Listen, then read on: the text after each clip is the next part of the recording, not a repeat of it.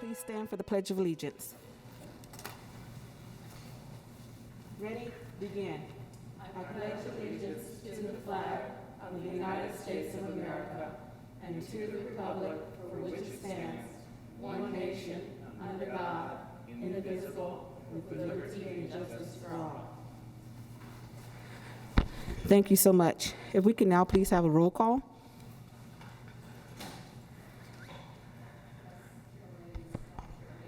Thank you. Chair Williams said she was present. Vice Chair Walsha. Here. Commissioner Gloss. You say my name? Yes. Oh, present, sorry. Commissioner Cornett. Here. Commissioner Howell. Present. Commissioner Costa. Is she calling in? She is calling in. Can you hear me? Yes, Yes. I can now. Thank you. Commissioner Schatt. She's also calling in. I only see one participant on this phone. Are you seeing her? I see 3 attendees, so that means all 3 of them should be there. Commissioner Sherry Schatt. Present. Thank you. Okay. Commissioner Keller. Present. Commissioner Whip.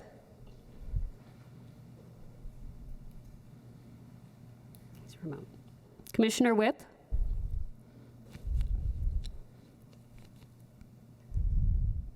He's not muted, but Okay. Commissioner Joe Whipp. Roll call. Are you present? hit *6 to speak.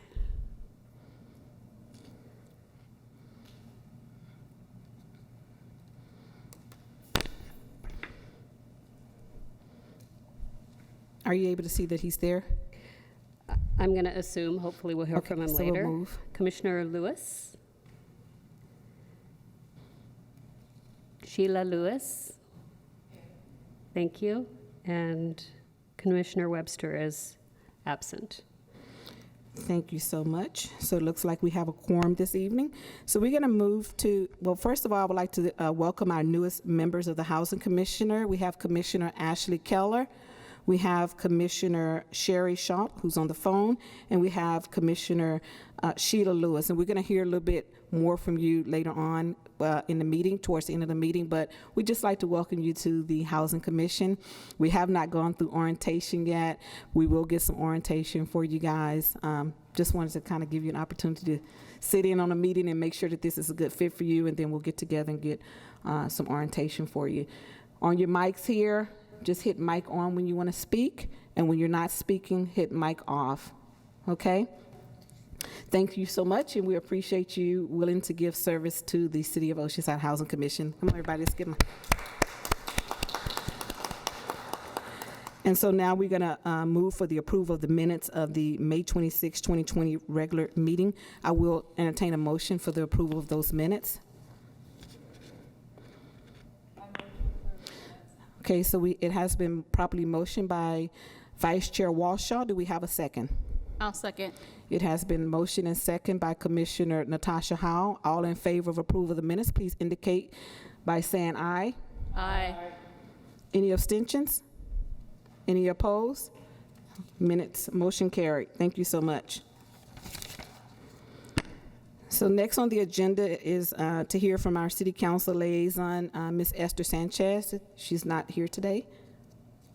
Okay, so we'll move down. We have audience communications. Due to COVID-19, we don't really have an audience at this time. Did we have anyone to send any questions in for today's meeting? We had no voicemails or emails from constituents. Okay, so we're going to move down to item number 8, which is items for discussion, which are actually action items. And so we're going to move to appoint an ad hoc committee to address homelessness. Andrew, did you want to speak a little bit to this? Ms. Hannafin?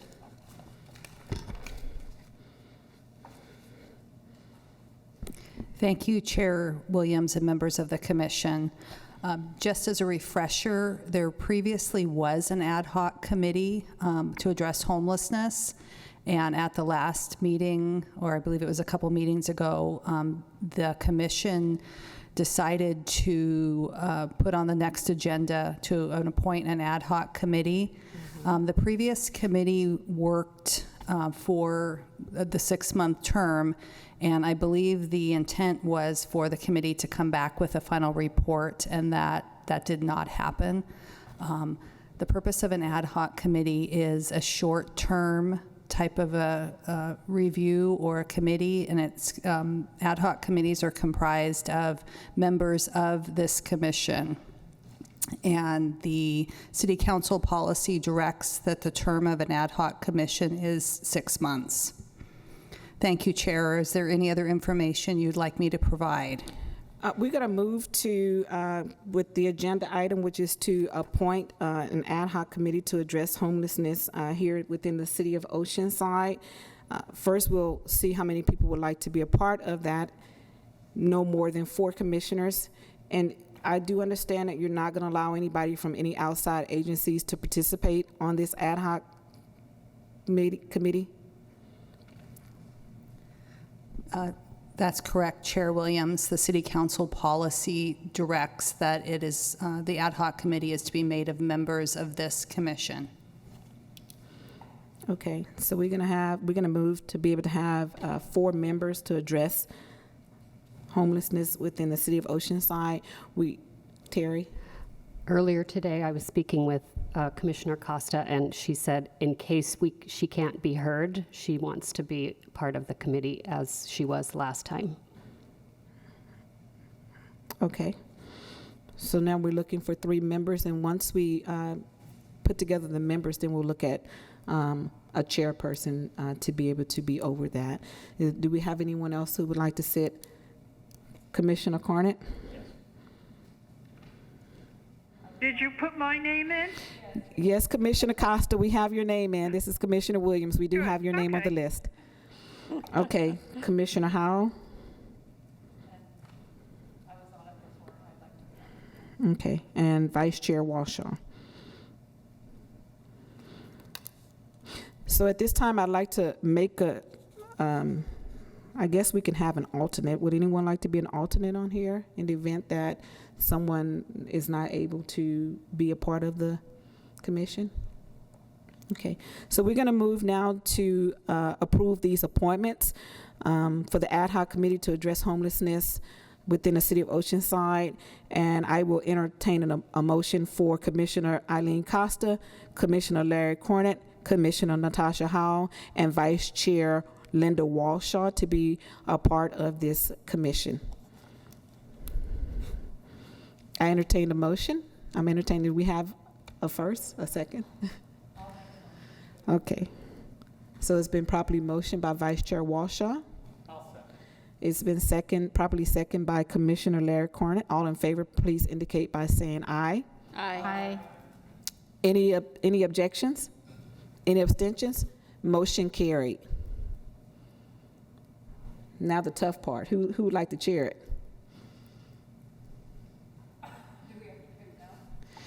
Okay, so we'll let you guys get together and have your first meeting. You can report back to us who the chair will be of that.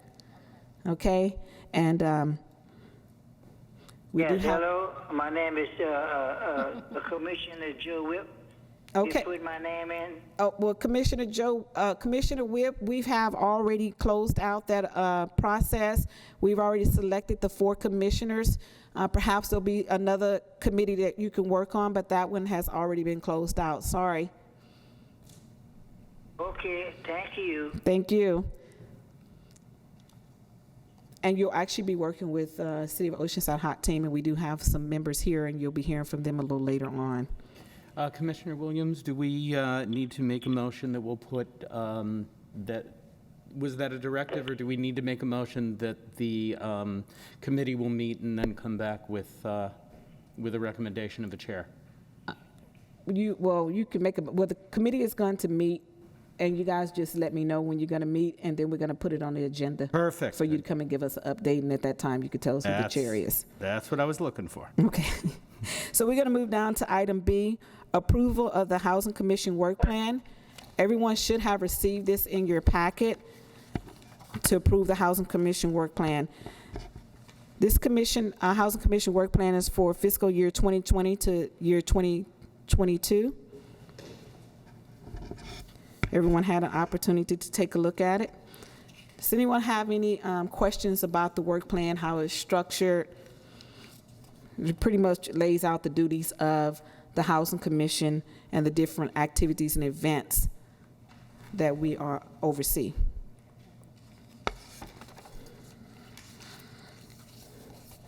I'd like to thank Ms. Commissioner Natasha Howell for working on this work plan with myself, and also to the City of Oceanside staff for helping us to put together this work plan. Any questions? Commissioner Cornett? Yeah, there's only one thing, and it's up to you whether you want to change it, but it's sort of a grammatical error in the first paragraph. If it doesn't need to be changed, it's not an issue, but yeah, I read Okay, it. can you point it out to me? Yes, I can. Where beginning the sentence, the Housing Commission also considers and makes recommendation to the City Council on programs and policies to promote the diversity of the community, including but not limited to, that the needs to be stricken. So limited to senior citizens, youth minority, there shouldn't be a the there. Okay, did you get that, Terry? Okay. Any other questions, recommendations, concerns? Thank you so much, Commissioner Cornett. If I ever decide to go for my PhD, I'm going to have you grade that dissertation for me. Thank you. Thank you so much. So I'm entertaining a motion right now for the approval of the City of Oceanside Housing Commission fiscal year 2020 to 2022 work plan. So it has been properly motioned by Commissioner Cornett. Do we have a second? I'll second. It has been properly motioned and second by Natasha Howell. All in favor, please indicate by saying aye. Aye. Any objections? Any abstentions? Motion carried.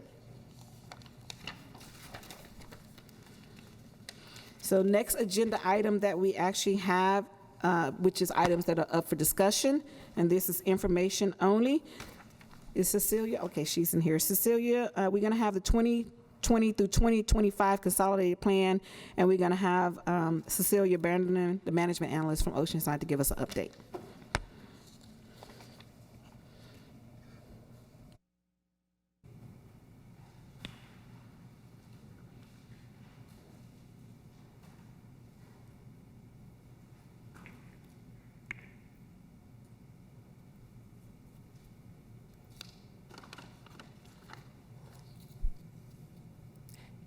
Good evening, Chair Williams, Commissioners. I'm here today to take our final draft of our 2020-2025 consolidated plan and the action plan for this year, the 20 and 21. This came back to you, I think, back in February initially, and due to COVID, it got delayed. So we had the month of July open for public comment. At this point, we have received no public comment.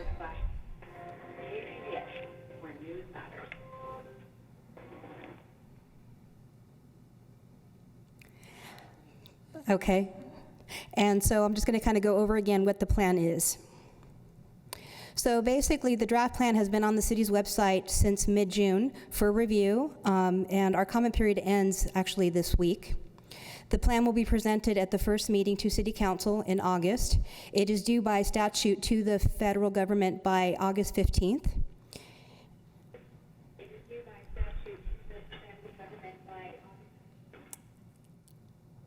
I have background on top of my background. So the consolidated plan basically is a document that we do every 5 years. It requires significant public participation.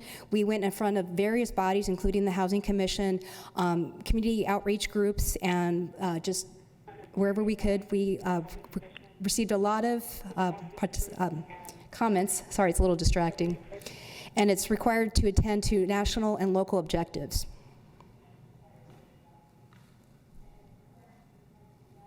Andy? Cecilia, it's you echoing. It's none of them. Yeah. She's echoing in that mic. Okay, so we're going to take a moment to see if we can fix this echo.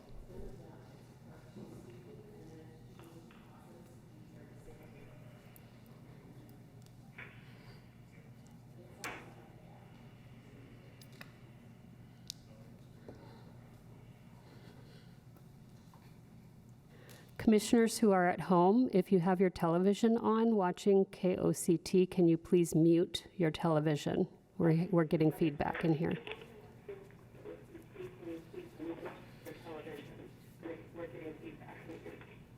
Oh, You know who it was? Now that we've clarified that, again, the consolidated plan has certain categories, and we're just going to re-outline them again. We're allowed by statute to do 15% for public services. That amount is $217,107. We are addressing $15,000 for revitalization in some of our lower income communities. We have set aside funding for rehab programs, and we're doing capital projects. Specifically, the first one will be some Crown Heights, the Crown Heights facility. It has some significant ADA issues that are not in compliant with Section 504, which is a federal requirement. So we're putting aside funding to address that facility. We are going to be putting aside money for code enforcement the first year of the plan, and in general administration, and then just debt repayment on the fire station out on Mission. So for this current year, we received an allocation of about $1.3 million, and we also have some program income. And then we have our home allocation, which we also received direct, about $649,430. In the plan, it outlines its uses programmed for the first year and what we anticipate going through in the 5 years. As I said, we will be presenting this plan to City Council at the August 5th meeting. This is the plan that it looks like online, if anybody actually took a look at it online.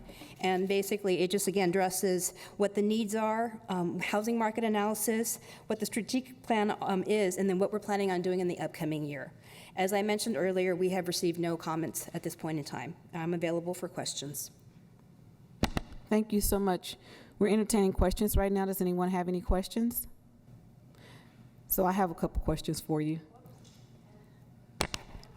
Oh, okay. So we'll start with Commissioner Cornett, There it goes. Okay, I got it. and then Exhibit A, first page, looking at $30,000 for things like ADAs and security and 40, those are expenditures that because they've been spent, there's nothing else that's planned for that, correct? Right. The exhibit basically shows what we did in 1920 and then also 2021. So some capital projects are done in the prior fiscal cycle, and then some are in the second fiscal cycle. So it just depends. So those were completed. thank you. If I could just remind commissioners to please turn your mics on. This is being recorded. It's a public meeting. Thank you.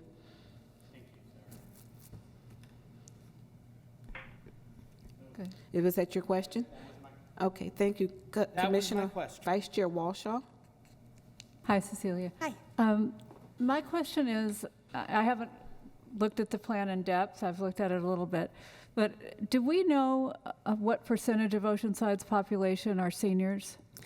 I believe in the plan it does outline the different groups as part of the plan. I can't tell you outright, but in the analysis, a lot of the statistics that outlines the different groups, including seniors, in terms of like your housing needs and things of Yeah. that nature. Yes. Right. I guess what I was kind of looking at is the last numbers I remember seeing in one of the previous elections was something like 51% were over the age of 50 because of the baby boomers, and we have a number of senior communities, and a lot of our seniors are being priced out of housing. So I was just wondering, how we address the coming needs of all of that, because it's what I see on a day-to-day basis. It's escalating. So. And that's part of the reason for this plan. In Right. the section, I think starting in page 64, is Okay. the housing market analysis, conditions of housing and other components, and it breaks down the types of units, owner, renter, and then I believe as it goes further into detail, some of it is into families, seniors, that types of things in terms of needs. Right. So this is kind of one of our also planning documents that we Right. utilize. I don't remember how many of us went. Marjorie Pierce took the commissioners that wanted to go on a tour of all the senior housing. I believe it was not this past year, but the summer before. It's in the plans. Yeah, but the lists were all closed. The waiting lists were even closed. There was only one open waiting list, and that was a minimum of 5 years. So I'm just Unfortunately, I'm just generally, bringing it to everybody's correct. attention, and maybe take a look at that in particular, because we do have a large percentage of seniors in our city. Thanks. Sorry. Thank you. You're welcome. Cecilia, my question is, when is the last day for individuals for comments on this plan? July 31st. Okay. I have a question for you. And it's under number 3, the homeless prevention and homeless serving programs. So the staff is making a recommendation to go through Alliance for Regional Solutions. So how does that process work for other individuals? And I'll just say Operation Hope, because they did actually come and speak with us about the need for funding. And 30% of Oceanside residents are at Operation Hope North County. And so I just want to know that formula for how we're giving the regional Alliance for Regional Solutions money, and how are they then directing that money towards them, and why, if they're servicing 30% of our residents, why couldn't we have a line item on this budget for them to get monies directly from the city? They do receive funds direct from the city, but not out of the CDBG funding. There is money out of the mortgage revenue? Mortgage revenue that actually gets sent to them as our funding source. Because as you recall, the city council back in 2012 identified that CDBG funds have to be utilized for programs or services in our own facilities.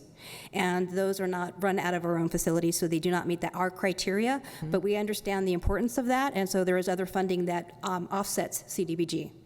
Okay, so can we get a list of that funding so that we can make sure that it's fair and equitable, and that everybody is, because if you're giving it to one person, if you're saying that, but you're only giving it to Alliance for Regional Solutions, but you're saying that you can't give it to them, but you can run everything through Alliance. And I don't have a problem with Alliance. Some of the other commissioners did state at the last meeting that they did have some issues, so I'm just trying to figure out how we can rectify this, how we can come to a solution.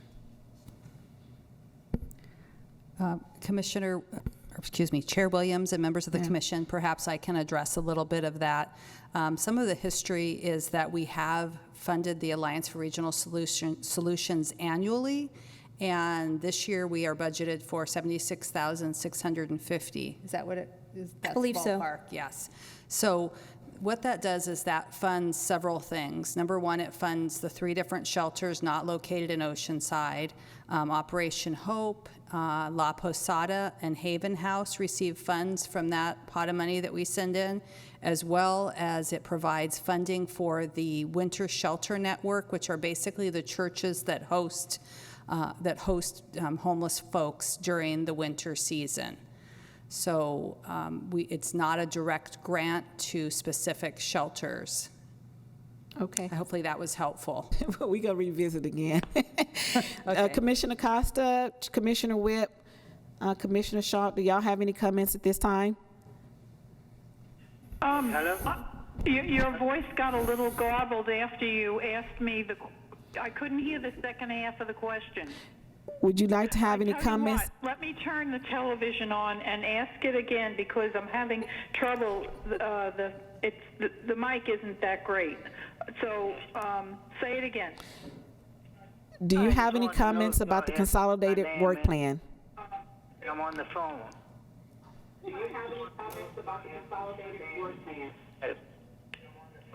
The consolidated work plan, You can hear me now?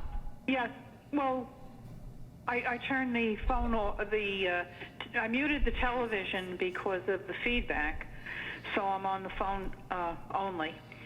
I'm not sure, because it wasn't, I couldn't read it in that much detail.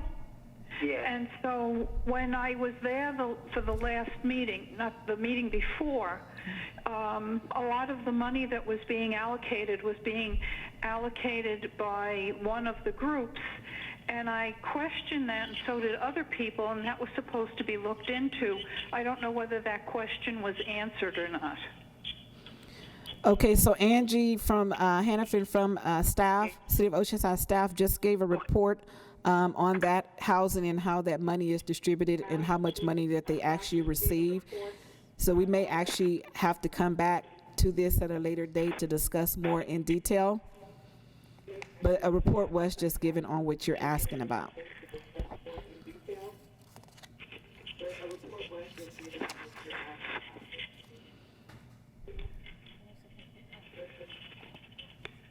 Yeah, I know. I had trouble keeping up with the, maybe if I put the phone in the other room, I could listen on television, it would be easier.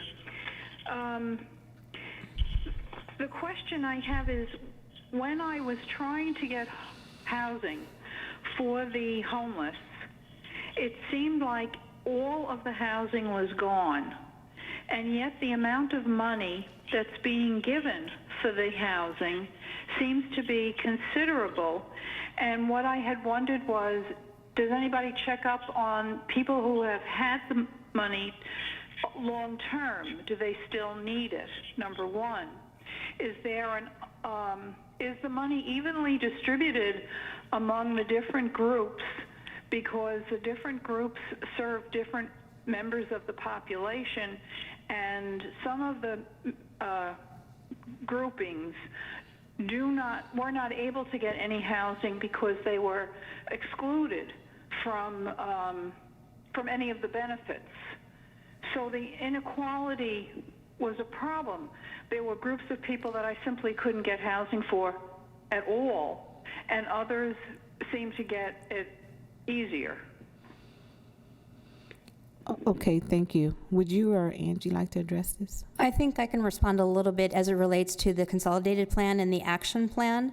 The funding that goes to housing for the consolidated plan goes to basically housing rehabilitation, and that is available citywide. It is not specific to a neighborhood, an area, or a group. It's based on the income eligibility of the household seeking the aid.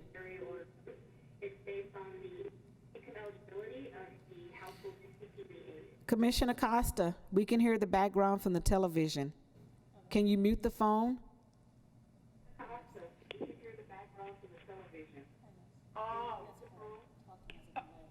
Okay. If that's the feedback problem, I can solve that very easily. Okay. So what you're talking about is the rehabilitation of the houses, coming in and fixing things that need to be fixed for the seniors, correct?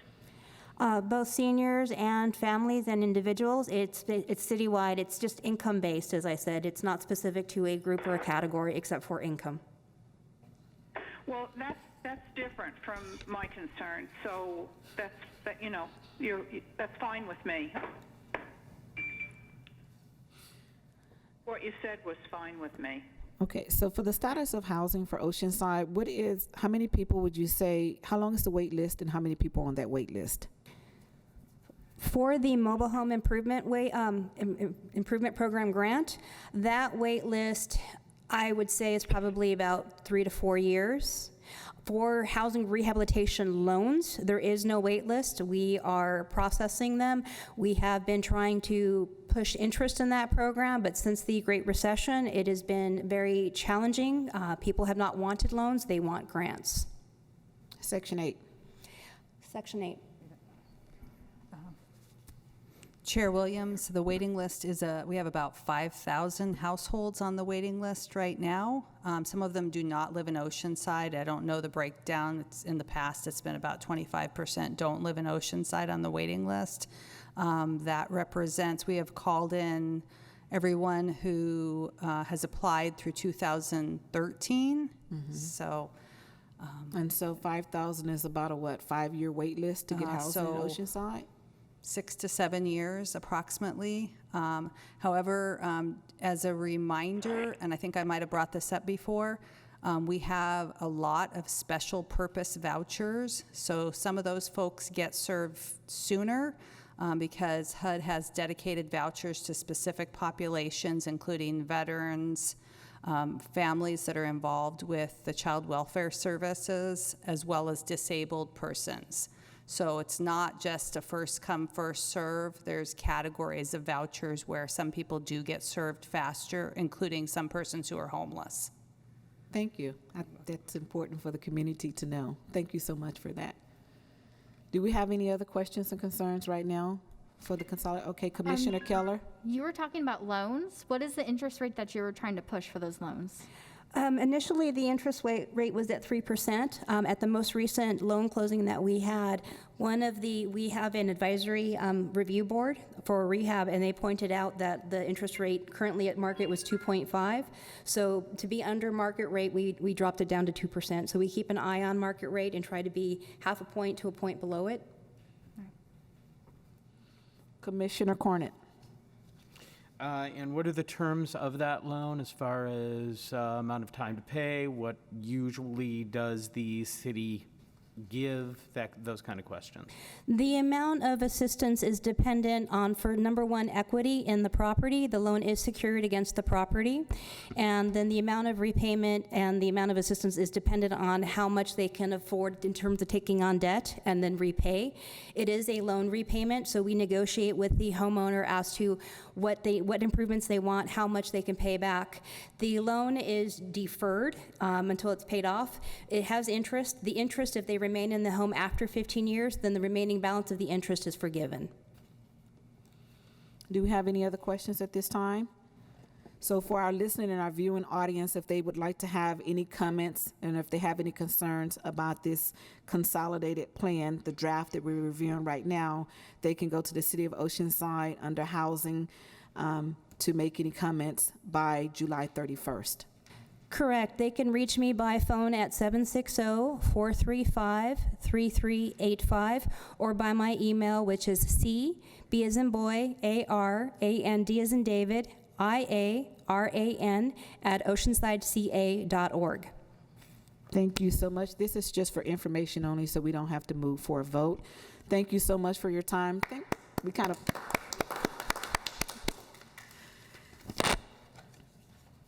So we're going to move on to our next agenda item. We do have the Oceanside Police Department Homeless Outreach Team here. And so we're going to have I'm so excited to have them come forward to give us a report as to what they do in the city of Oceanside, who they service, how does a person go from being homeless in the city of Oceanside to actually getting housing in the city of Oceanside. And we have Officer Ferry. My name's Josh. You can call me Josh. Okay. Well, Josh, I didn't want to call you by your first name. That's okay. Thank you for your attention, Commissioner and Chair people. Appreciate your time here. So I'll give you an overview of who we are, what we do. Some familiar faces here. Good to see you.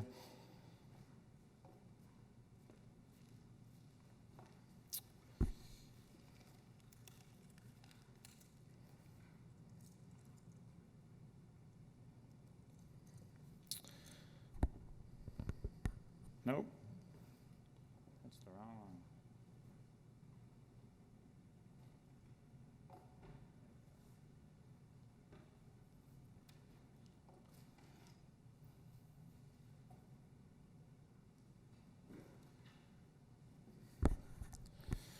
This is us. Here we go.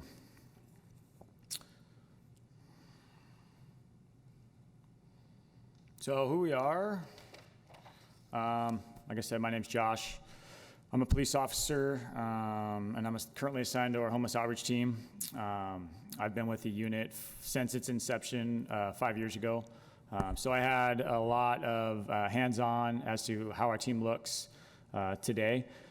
Currently, we have 4 officers, 2 social workers, Sergeant Ridenauer and Lieutenant Dan Sullivan, who's here with us. All these folks are what make up our actual team that goes out into the field. Why do we have a homeless outreach team? We definitely have a homeless issue. One of the things our city did, and I think our city has been very forward-thinking in addressing this issue, is to implement a hot team.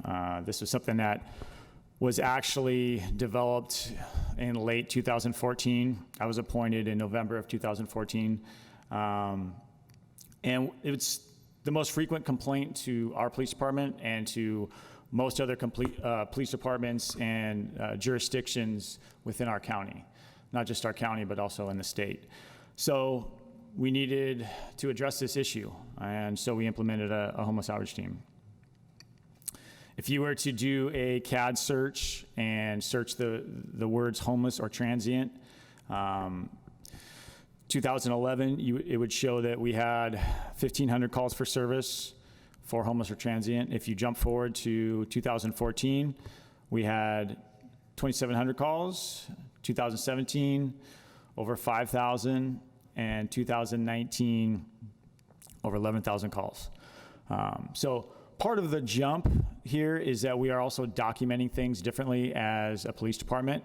When we go to calls for service, we are showing if it's related to homeless folks. That way we can better understand how much of our time and how much of our allocation of resources is addressing this issue. So it's not just the homeless outreach team that's addressing homeless folks, it's also our patrol units. We have a neighborhood policing team that also addresses them, and we also have crime suppression and riverbed details. The city created our unit in response. The expense of homelessness is a very big expense to our city. Part of the expense is police response, fire response, and the constant use of medical facilities with emergency departments that a lot of our homeless folks are frequenting. So we needed to find a response to this. And a lot of people ask why police officers. There's a lot of debate about that, but one of the biggest reasons is that we are the ones fielding the call. This call is it's landing on our doorstep, so we're dealing with it. We're the ones that are the first responders that are responding to folks in the field. When there's an exigent circumstance, when they're in distress, a lot of times the services that help homeless folks, they're in an office, but we're the ones that are actually out responding to the call as they're happening. Solutions, there's a lot of different theories for solutions on homelessness. Our city decided to address it by implementing the HOT team. I'll just read you our mission statement. The homeless outreach team is dedicated to connecting the city's homeless population with the resource specific to their need. By fostering long-term partnerships with service providers and using a non-enforcement philosophy, the homeless outreach team is dedicated to assist in ending the cycle of homelessness.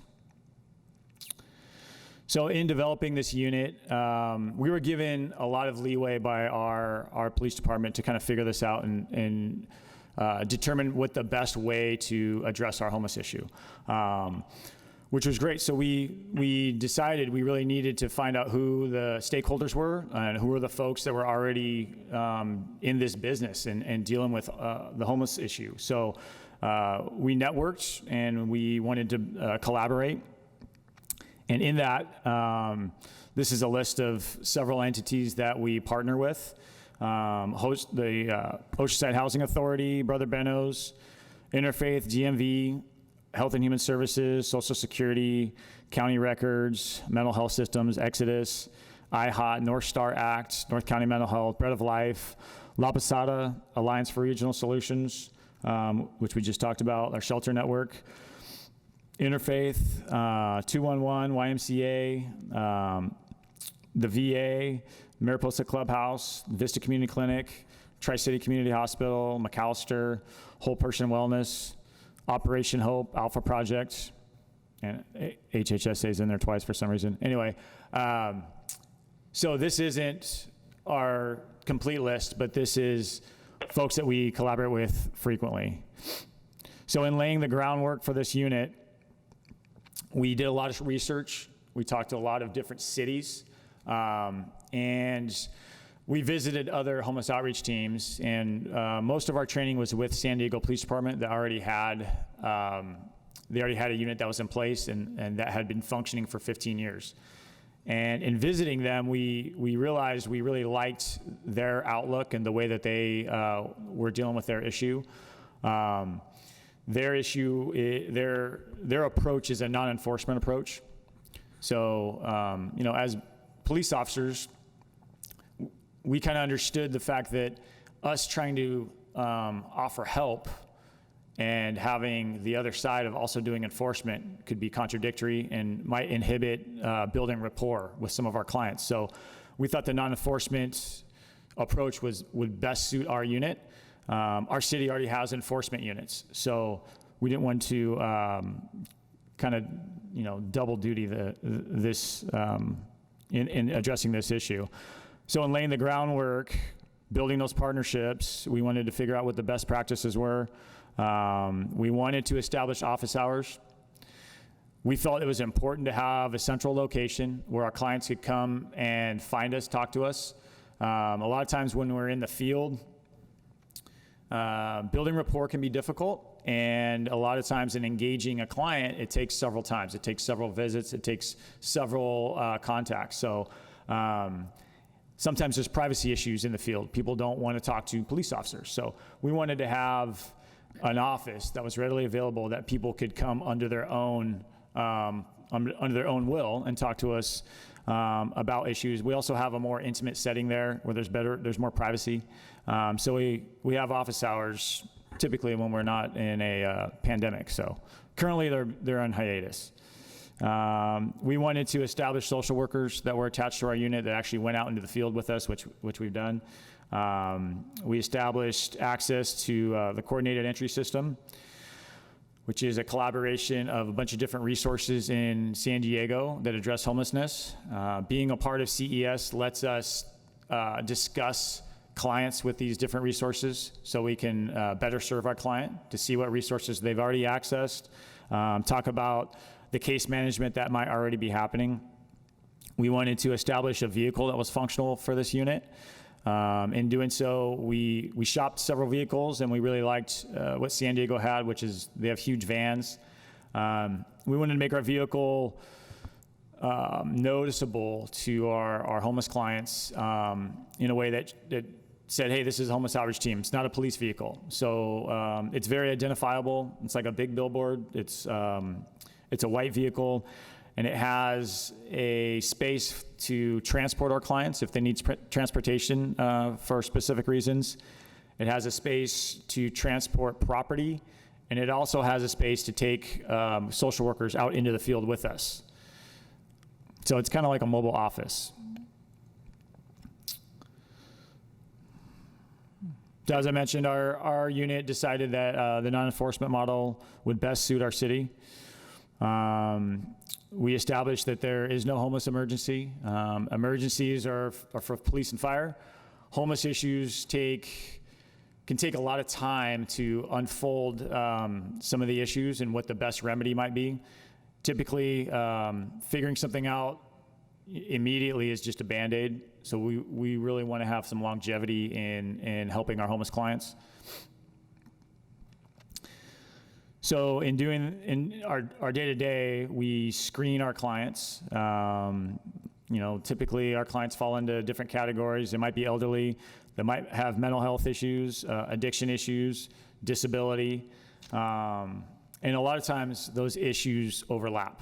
So, there's not one formula that contributes to everybody's homeless issue. And there's also not one formula that will remedy their issue. So we got to get some background and get to know our homeless population, and then evaluate the applicable resources.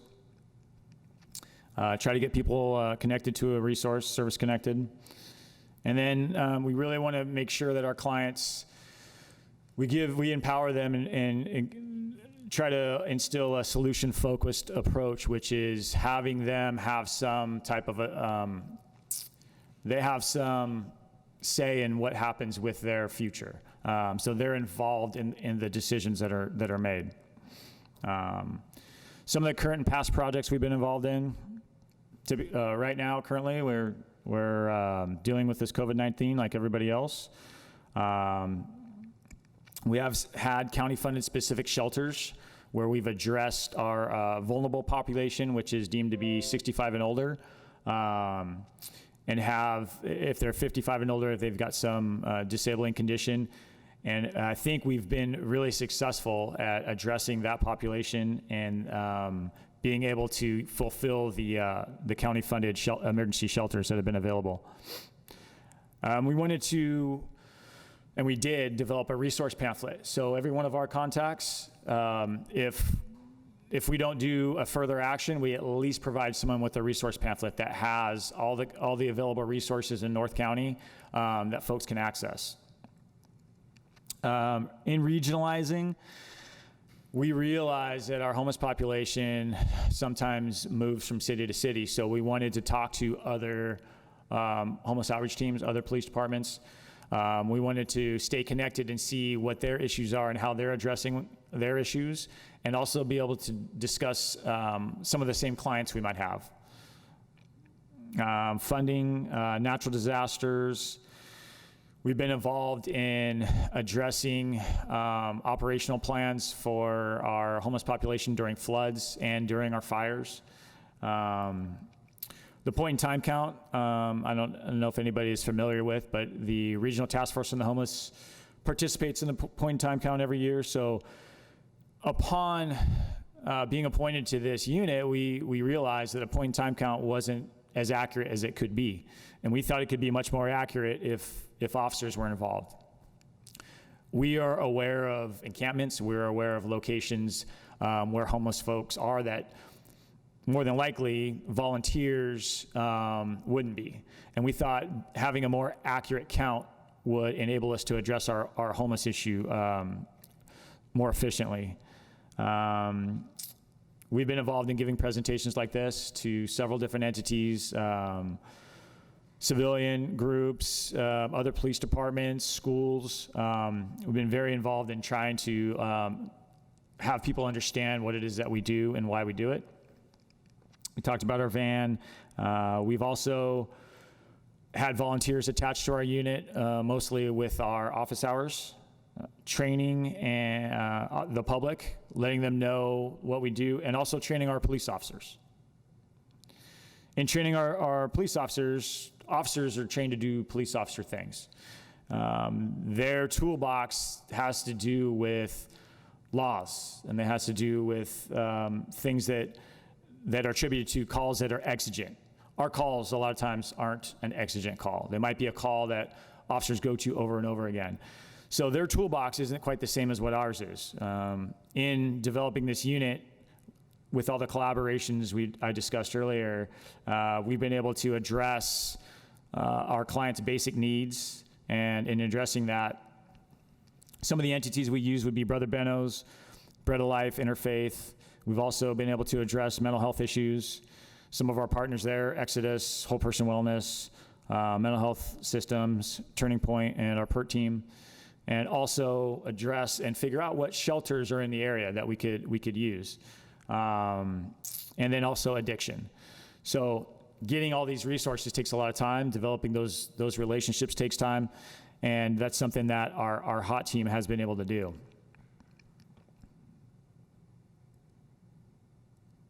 And the DMV. DMV is one of our great resource because we have developed a relationship with them that enables us to get our clients to a specific line so that there is no wait for them. A lot of times our clients have some hurdles that make it difficult to access resources, and one of them is getting an ID card. So navigating a transit system and then getting the DMV on time that you might have to wait all day can be a challenging thing for our homeless clients.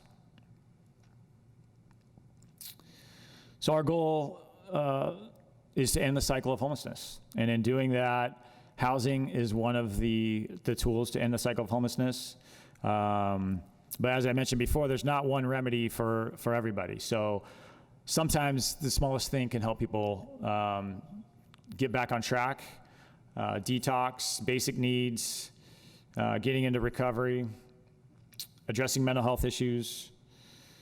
Case management is key. Ongoing case management is really essential after folks get housed into helping, we're the outreach people, but helping them on the journey to sustain their homelessness or their getting out of homelessness is essential, and that's where case management comes in. Getting on a med regimen, recuperative care. We get a lot of folks that will enter the hospital and sometimes, unfortunately, they get discharged prior to getting as healthy as they should be. So having recuperative care is very important as well. Job placement, and then hugs. Sometimes those are important. So these are our stats according to the regional task force. So the regional task force on the homeless in 2014 reported that we had 424 homeless folks in our city.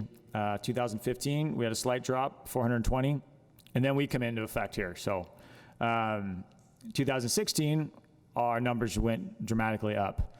That was the first year that we were involved in counting. So I believe our numbers are more accurately represented in that year. 2017, we dropped a little bit at 531, and 2018, 483, and then on down to this year at 408. This is a brief snapshot of what our interactions look like. Last year, our office contacts, folks that actually came into our office during our office hours, we had 253 people. In the field, we addressed 704 people. We transported people 58 times. And transportation can be several different things. Sometimes folks, like I said, have issues navigating the transit system. So in order to help that and help keep a schedule, sometimes we help with transportation. Those issues can inhibit people from the next step in their process. So 30 folks we helped with basic needs. We referred 9 people to the VA. We sheltered 24. Our house number is actually higher than that. I believe it's closer to 20. We got 9 people into detox, 10 people into recovery, 62 people with IDs, and then referred 34 people to mental health.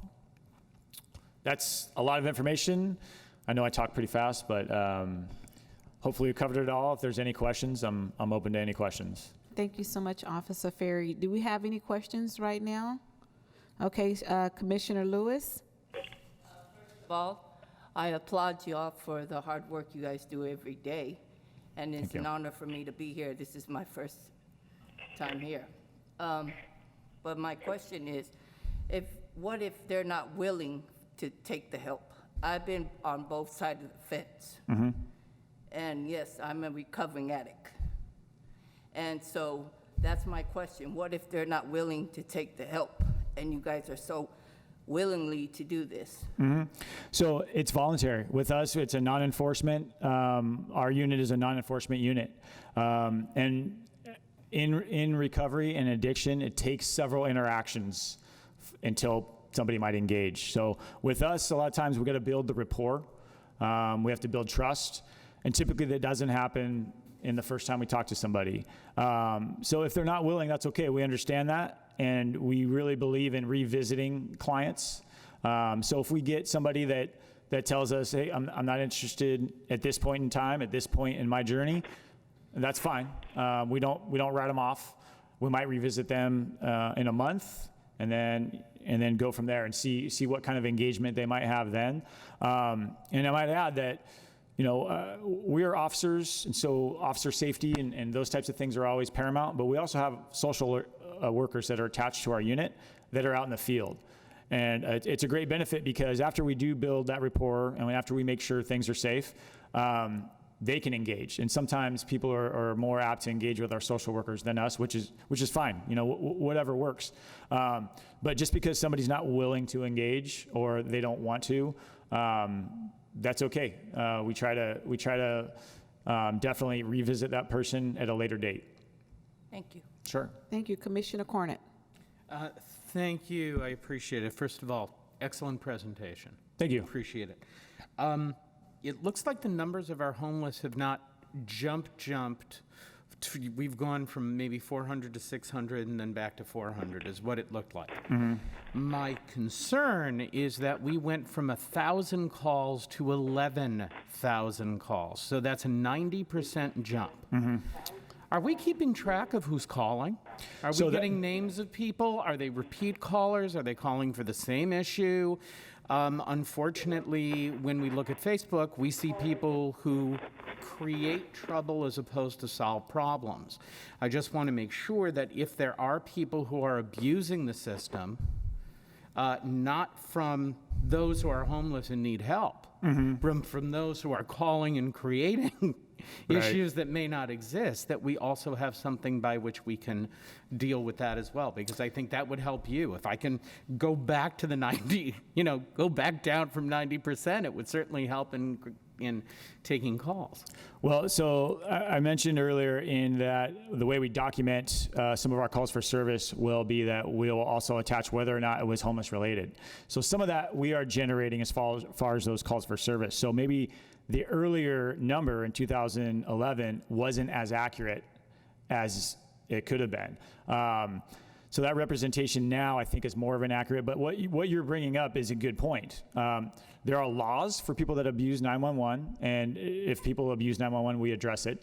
But most certainly it is a hot topic. So there is a lot of attention.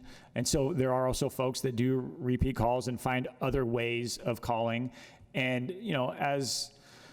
as officers and as homeless outreach team workers, we assess every situation, and every time it's a call, might not necessitate a patrol response. It might be a homeless outreach team response. So yes, it's a difficult thing to navigate as far as who's calling, why they're calling. We have an obligation as a police department to respond to calls for service, which we do. So sometimes those calls for service, we have to investigate and see if there's any illegitimacy to them. So it's a valid point, though, that you bring up. No, I agree with that. It's just that every single time somebody calls, not only do they have the absolute right to do that, but it costs. It costs the amount of time that somebody is answering the call. It costs the amount of time that it takes to vet. It costs the amount of time to vet and say there really isn't anything here. It costs the time that if it's somebody who is repeating the same thing over and over that you're working on, it just creates a loss of revenue or an expense that I don't believe neither the city nor the HOT team with as lean a budget as I believe you have. Can afford to be, can afford that. So I just wanted to put it in the forefront of your mind. You're probably right that it is a bit more accurate, but still a 90% jump's a 90% jump. For sure. 50% I can see. 90%, a little high. With that, thank you, Chair. Thank you, Commissioner Carney. Commissioner Howell? Yes. Officer Ferry, listening to your presentation, I was very impressed with some of the verbiage that you were stating as it relates to something as simple as you calling the individuals who are homeless clients. That sees that it shows it. What I hear is that you take your position and that your HOT team very professional. You're very professional, so I think that we appreciate that, because we all probably have encountered an individual who has been homeless, and their behavior really takes us to a whole nother level. So we definitely appreciate that. With that being said, are you able to walk us through the process from them being homeless, you interviewing your clients, to them actually being accepted for transitional housing? Yes. So really, transitional. There's all these terms in the homeless service provider world.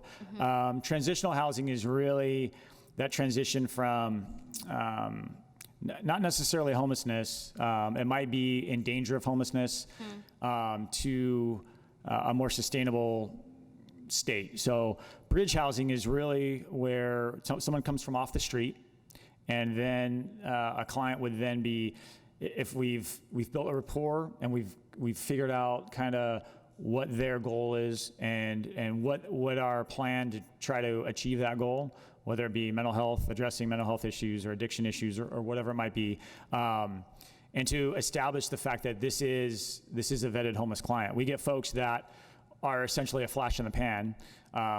We have a transit center here. They'll be here for a day, and then they're gone. So we want to vet our clients and see what their homeless situation is. And we really want to address folks that are vulnerable population. Our vulnerable population are the ones that we're responding to frequently. They aren't the ones that are resourceful. They aren't the ones that can figure things out for themselves.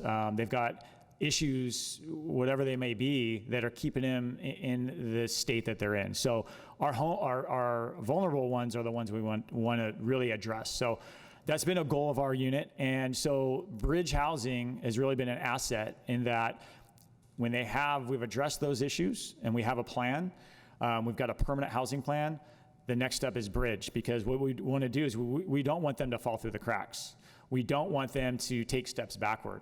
So once we develop that rapport, once we develop some future steps that we're going to take, we want to get them into a place that's actually a safe shelter, a place that now they have, they're solution focused. They're taking the decision making kind of amongst themselves to say, yeah, I'm going to do this.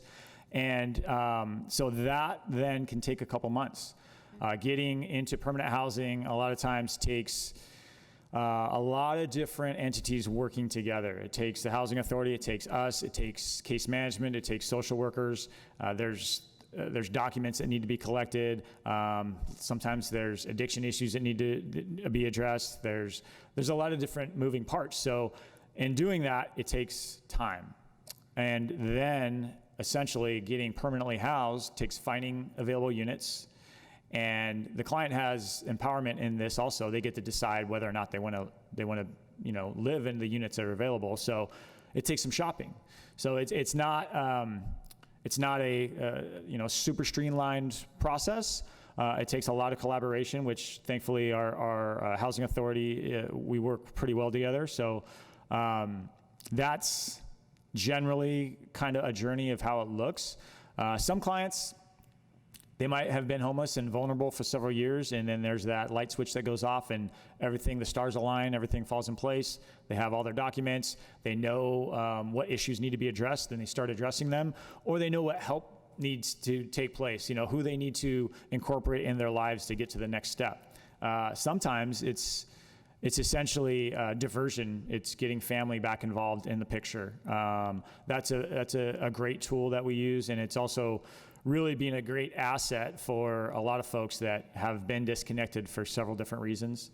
So the journey varies. It looks different for different clients. Okay, one other question. Commissioner Howell? Yeah, sorry about that. So if you could suggest, a few of us just joined the ad hoc committee for the homeless, for the housing, and if you could suggest a process that would help streamline and make your processes easier to get the homeless into housing, what that might look like? Because I could tell by the way you were speaking that it's just a lot of entities coming all together at once, but how could we Well, before I have Officer Ferry answer that question, would it be possible for the team that was just voted in today to make an appointment to come and sit down with you on a one-on-one? Of course. Oh, for and sure. then they can come back and report that to the Housing Commission for the sake of time. Is that fair enough? Yeah. That's fair. Okay. Yeah, there's a lot of information. Also, our social workers are a great source of information. It would be great to sit down with all of us. So, Okay. yeah, for sure. Okay. Thank you. Do we have any other questions for Officer? I have one short question. Vice Chair Walshaw? Yes, ma'am. Hi. Hi. I would just wondering, back when I first moved to California, there used to be long-term residential treatment facilities for mentally ill people. Mm-hmm. And I know those went away like years ago in the 80s. Is there anything similar to that we have now as far as getting people that are mentally ill into some kind of long-term care? There are long-term care entities, but as far as inpatient, Right. I'm not, there might be, but I'm not really aware of that. I wasn't either, which is why I was asking, because I've been asked to refer people to things like that, and as far as I know, we don't have anything, that sort of facility. Not that's kind of voluntary. No, not that I know of. Yeah, that's what I was afraid of. Do we have any other questions? Thank you so much. Ferry? Thanks. Okay. Thank you for your attention. I actually have a question. Oh, yes, ma'am. I'm sorry. Since we're being televised on KOCT, so if you can kind of speak to the viewing audience about those individuals, and I'll just say San Luis Rey Riverbank, who's frustrated because they have homeless encampments out there. And from my understanding, the city of Oceanside, you do not arrest homeless individuals. You do not jail them. No, unless they're committing an actual crime. You don't jail them from. Right. So can you speak to those residents? Because I get that question all the time being on a homeless commission. And I'm like, I want the hot team to come and speak to us so that you guys can address that. So there's certain crimes that we know, if there's criminal activity, and there's definitely something that is missed. I think in this discussion is that there are victims in the homeless population by homeless people that are criminals also. So there are, we have folks that are mentally ill, disabled, the categories I discussed, and we also have the criminal population. So those folks we address because they also victimize some of our homeless folks that don't have the capabilities to be resourceful. So most certainly if there's any criminal issues happening, we do arrest people. There's certain things that we can't arrest anymore for since the Boise decision was made, some encampment issues. So we are, we do the things that we can do. We still go out into the riverbed. We still address our homeless population. The San Luis Rey Riverbed has been a place where encampments have been happening for years and years and years. But we most certainly address those issues, and they're a constant issue within our city. So I don't want people to think that we don't address them. Our unit, for the most part, is coming in on the tail end of that. We have riverbed details that go address those folks, and if there are criminal activity happening, then they address that accordingly. So, us trying to be non-enforcement, we typically will go down after a referral might happen. But most certainly to those residents, we do address those folks in the riverbed. Yes. Thank you so much. Before you leave, Commissioner Costa, do you have anything that you would like to, any questions at this time?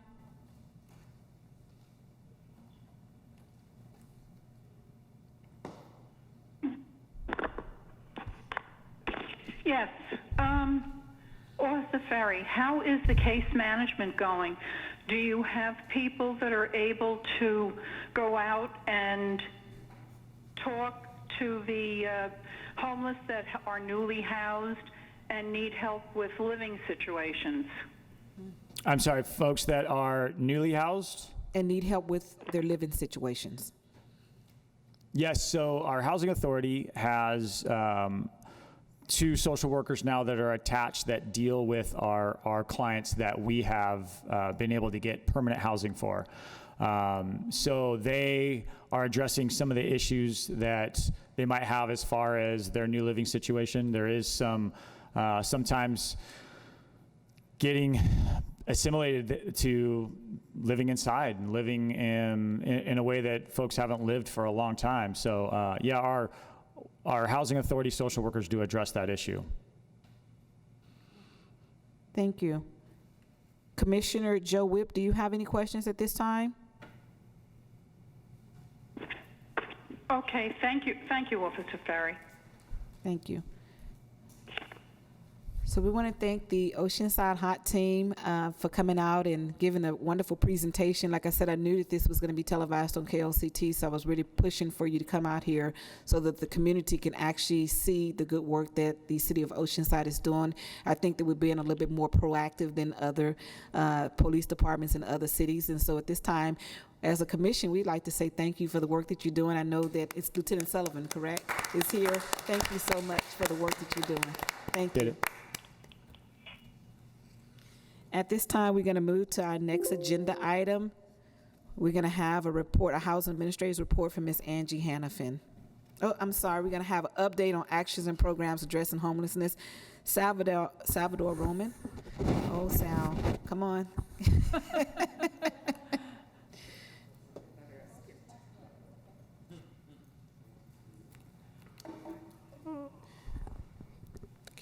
Now, before I start, Madam Chair, Housing Commission, it would behoove me if I didn't reiterate and recognize the homeless outreach team. They are a pivotal component and an essential part of our system as far as working to get our residents experiencing homelessness housed. So they are the key step. They do all the groundwork, and they are a key mechanism to our housing system. Thank you. Okay, so my name is Salvador Roman. I am a management analyst with the Neighborhood Services Department, Housing Division, and I provided an update last month. This is just kind of giving you guys an update on the last update. So some of these programs you've already seen before. I'm just going to briefly touch each topic, and then I'll go into the updates. So for the Homeless Emergency Aid Program, the HEAP program, which funds our social workers, one for the HOT team, one for the Housing Authority. I talked about the program last meeting, and the update for this program is that we've been approved for a year 2 renewal, and this will continue the funding for the social workers. I kind of wanted to get some numbers on the OHA. I let Officer Ferry kind of talk about the numbers for HOT, so I'll just speak on the numbers for our Housing Authority social worker. I'll just let you guys look at the numbers, but these are essentially our objectives, our goals, the numbers that we look at and we evaluate for performance. As you can see, the most important one that I want to highlight is the homeless persons entering permanent housing. We've moved 25 from when we started collecting data in August to, actually the date is May 30th, there's a typo. Our fiscal year for RTFH actually ended at the end of May. So our last update I informed everybody that due to COVID, we had to modify our operations for our Oceanside bridge housing. The bridge housing is essentially our transitional housing, which is what different programs use to as transitional housing for clients who have a permanent housing plan. They've modified and made it so it's compliant with COVID protocols, so all beds are available. And we currently have 9 active clients, and there have been a total of 15 served as of the end of June, with a success rate of 67%. Now, 67% means within the 90 days that they have to stay there, they were able to move into permanent housing. That doesn't mean we've lost them. Some are stayed past the 90 days, and we still continue to serve them. Our new temporary program that we have is the expansion of our bridge program. This program was in lieu of COVID, and this provided non-congregate sheltering for clients or our homeless residents who were experiencing homelessness and were high risk for COVID. So we mass rented 15 apartments or 15 hotel rooms, and we are currently, as of 7/20, we have 10 units currently occupied, serving 12 individuals, with a total of 25 served year to date and a success rate of 60%. The program is set to end at the end of August. Now, one thing we talked about a little bit in previous presentation, and so I won't go into it too much, but the Alliance funding, we've increased funding for this fiscal year to $76,750. This was just as in highlight in need for the services surrounding our city.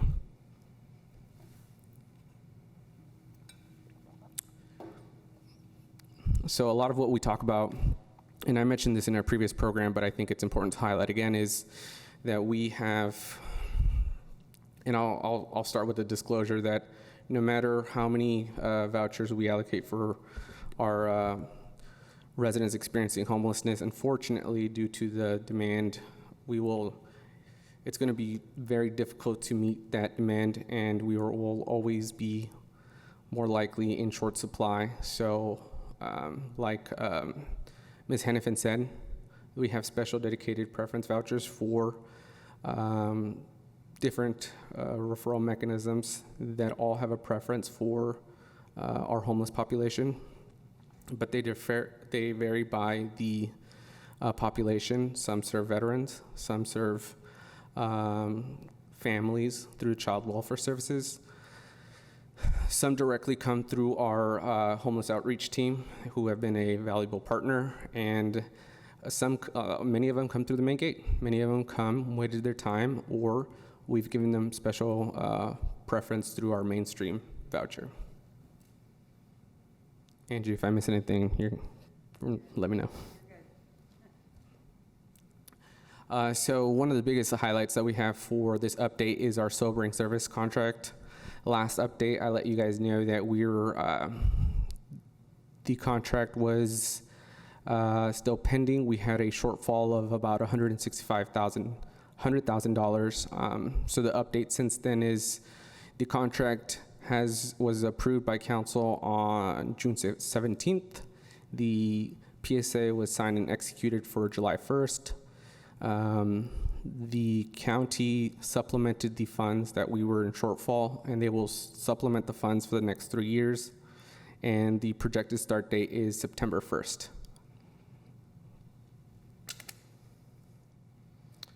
So our homeless prevention and intervention programs, the main highlight on this one is we've signed and executed our agreement with CRC, and we focused heavily on prevention services.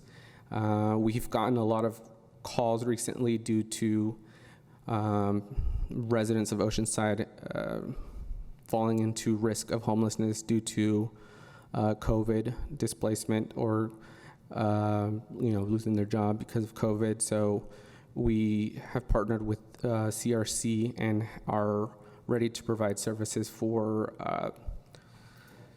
one-time rental assistance, or as well as intervention services for up to 10 individuals.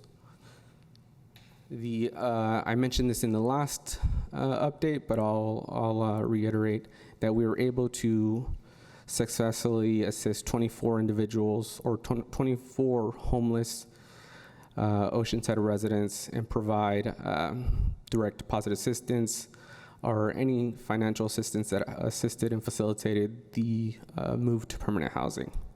We have that funding again, and we will be assisting another 24 this fiscal year.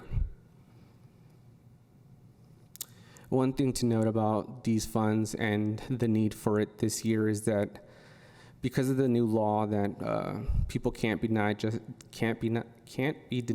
on the basis of being a Section 8 recipient, there has been higher costs that go with either security deposits can total up as high as $3,000, and those are things that we've seen exceed the number in the cap of assistance that we provide through these programs. And that's why in the last bullet, you'll see that the city HPRP funds have been used to supplement the caps, the shortfall that these programs could not provide.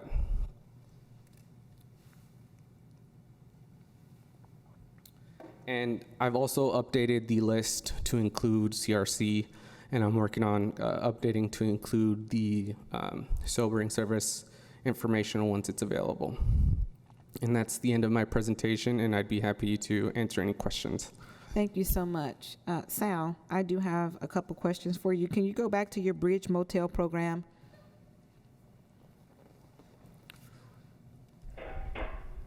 So I want to make sure that I heard you correctly. You said that you had room for 15 hotel vouchers, but only 10 of them were being used. Did I hear that correct? Yes. So the city of Oceanside has an housing issue, and we have homelessness. So why do we not have those individuals in the hotel? And how is this information getting out to the community?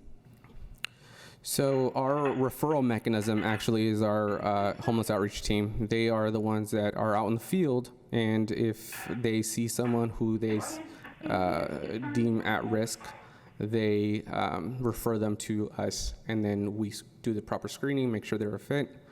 And I believe you mentioned this last time in our last meeting. There's openings, why aren't we filling them? Yeah. And that's a very good question. So the answer to that is we go and we provide to the capacity that we're able to serve.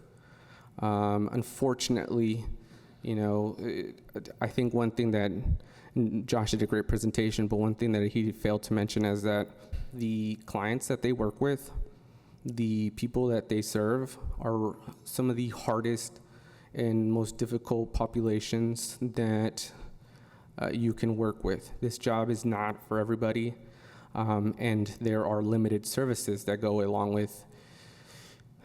I've been actually working on evaluating the services that we have in the surrounding areas, and one gap that we have is mental health services, mental health facilities, and you guys all see it day to day. We can't house someone unless we have the proper services, because then what you're going to see is damage costs go up. You're going to see all these things that are going to be a consequence of us not being prepared to house someone who is referred. And these people need help. Everybody needs help, and we're going to help as many people as we can, but provide the quality services. And that's, I think, only fair to them. Of course, we have the support from the HOT team. We have support from all the different agencies, but due to COVID, there is very limited out of or in the field services provided. So basically, we have 5 hotel rooms that are available. The HOT team can't find anybody to put into those hotel rooms out of all the homeless people here that we have in the city of Oceanside? The problem necessarily isn't that they can't find people, is that they're care coordinators. Their job is to plug in people to services.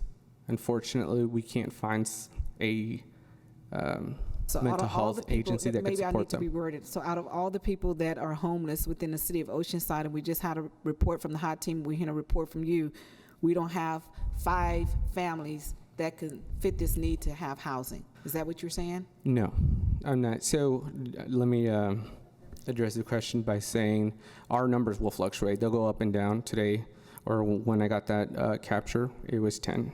It could be that tomorrow HOT fills in the beds with 3 more beds or 5 more beds, and we're at capacity. So if the question is, why aren't we at capacity? We have been.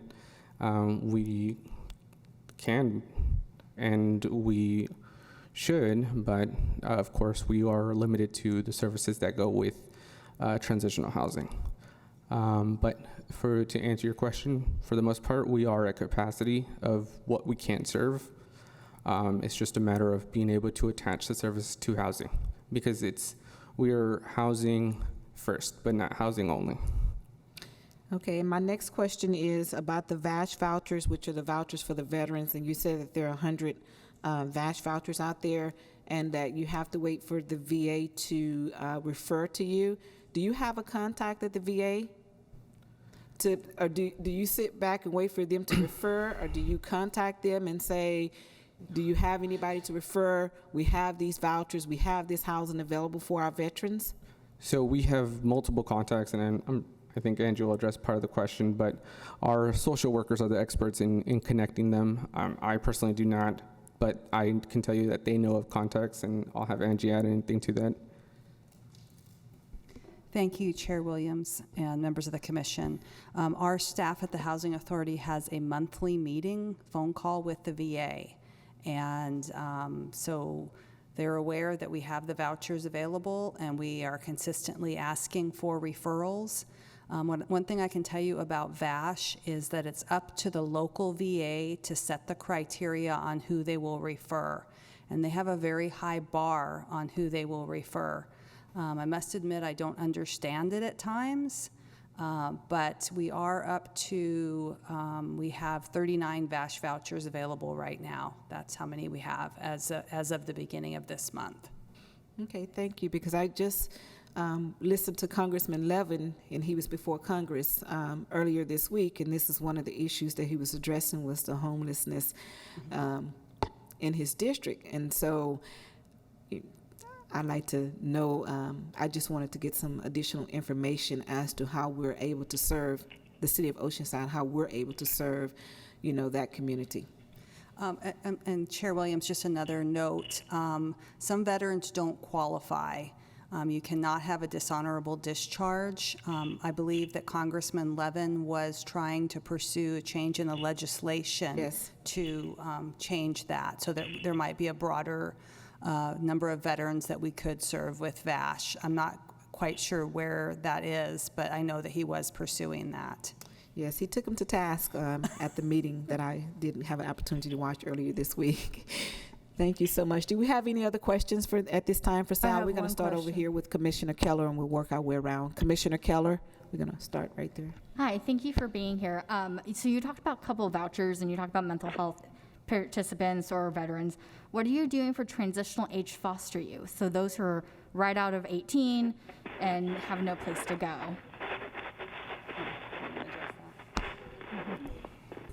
Can you guys hear me? Okay. So we have different partners, and they have different referral mechanisms that filter through the Housing Authority. And I think Angie may have a little bit more to speak on that as far as the agencies. Thank you, Commissioner Keller. So regarding transitional age youth, we do have Project Oz here in Oceanside that is able to serve some of the transitional age youth. The voucher program can serve that population through the Family Unification Program. There is a provision that folks can be referred, and we do partner with the county to receive referrals. But quite honestly, the county has not referred many transitional age youth for vouchers. The transitional age youth under the Family Unification can only have a voucher for 3 years, so it's a little different.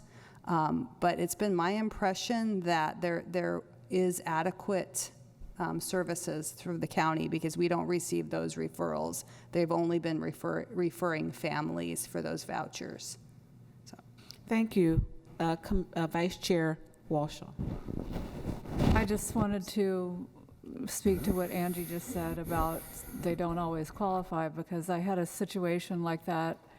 We had a Korean War veteran and his wife who was a heart patient at Tri-City, and she had to be there every day to be hooked up to some kind of equipment, and he was on disability, and they lost their housing in the mobile home communities.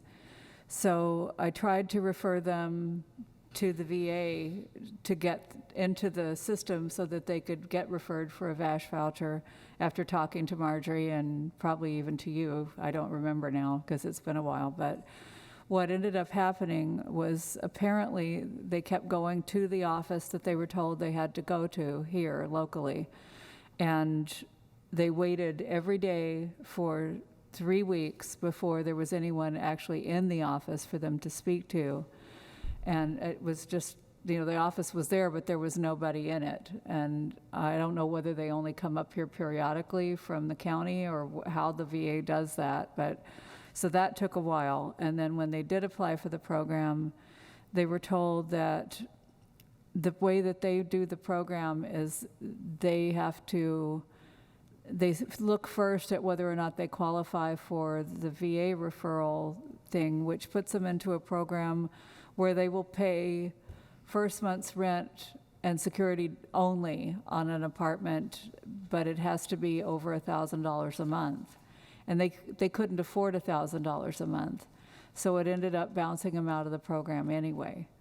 So I don't know exactly, like you said, how they qualify people or what they're doing, but I haven't had any success with it. Is it possible to get someone from the VA VASH to come out to the Housing Commission to give us an update on what's going on with their vouchers?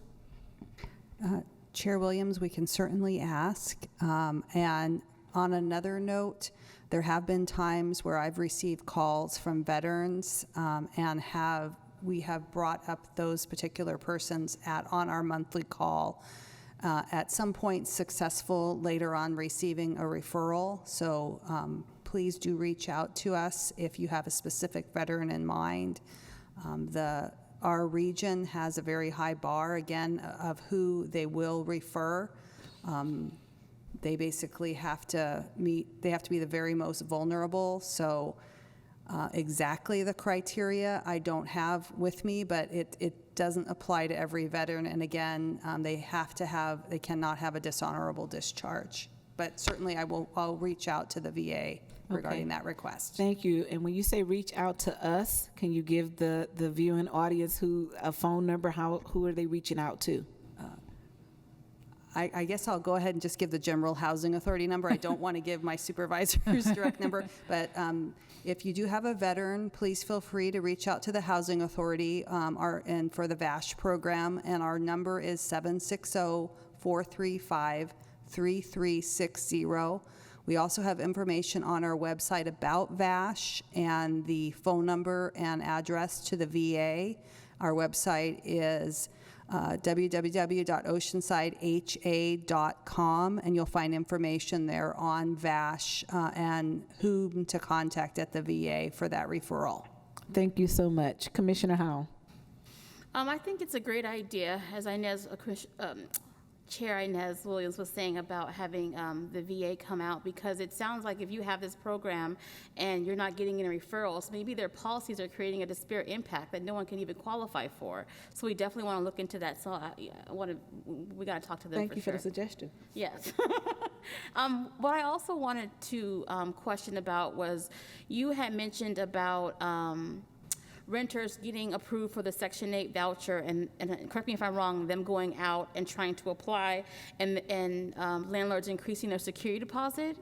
So just to clarify, this is something in response to the new law, and although they do it across the table, they have these standards where you have to have a certain credit score or rental history. And unfortunately, many of our clients do not have those criteria, so therefore, those individuals have an increase in, which is first and last month's rents. I think is the maximum that can charge, but it's still, if rent is $1,400, you're looking at $2,800, and many of our clients cannot afford that. And we're very fortunate to have services that assist with flex funds, and they provide the direct deposit assistance. And we also facilitate furnishing the room and other services provided by our housing social workers. Okay, so their deposits being increased because of credit, basically. That's why it's been increased. Okay, all right, thank you. Yeah, and unfortunately, I mean, this was to protect the vulnerable populations, but there are loopholes, and this is one of them. If they don't go through these programs, it's really difficult for them to get housing. Okay. Thank you. Commissioner Cornett. Thank you. I noticed that you talked about sobering services that we contract with, or is that money that we're actually managing that? And if we do contract, who are we contracting with? So our contract will be with McAllister. They'll be the operator for the sobering service. Okay, and what sobering services are available? Or is it inpatient? Is it outpatient? So I am not familiar with the details. I am currently not overseeing that program, but I can get the information and provide that to you all after. I would truly appreciate it. Thank you. Thank you. Do we have any other questions at this time? Thank you so much, Sal, for coming and giving us a report. Yes, I have a question. Commissioner Costa here? Yes. Hello? Go ahead, Commissioner Costa. The question I have has to do with the bridge housing.